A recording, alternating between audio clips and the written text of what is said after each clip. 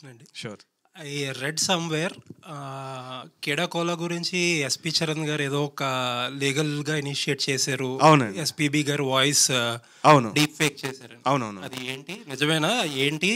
దాని అప్డేట్ ఏంటి?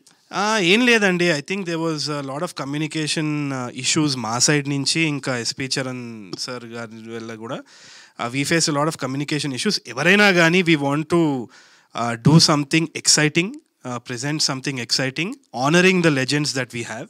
అంతకు తప్పితే ఎవరిని డిస్రెస్పెక్ట్ చేయాలన్న ఉద్దేశం ఏముండదు. అండ్ మేము చేసే చిన్న సినిమాలు, అది కూడా మీరు చూస్తున్నారు, నేను చేసే ప్రయత్నాలు ఏది పెద్ద స్టార్స్ తోటి ఏదో కమర్షియల్గా చేయాలనేసి ఏం కోరుకోవట్లేదు. So there is no commercial mentality in this entire thing. We want to do something new. AI వచ్చినా కానీ ఏఐకి కొన్ని పర్మిటేషన్స్, కాంబినేషన్స్ ఉన్నాయి 100%. ఇవాళ మీ జాబ్ కానీ నా జాబ్ కానీ థ్రెట్లో ఉంది, రేపు ఏమవుతుందో మనకు తెలియదు.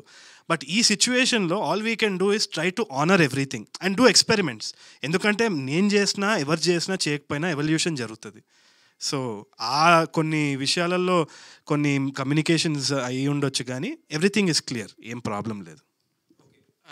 ఇష్యూ అయితే రిజాల్వ్డ్ అండి. Yeah amicable. ఇందాక మీరు అన్నారు నెంబర్ ఆఫ్ చాయిస్ ఉన్నాయి ఆడియన్స్.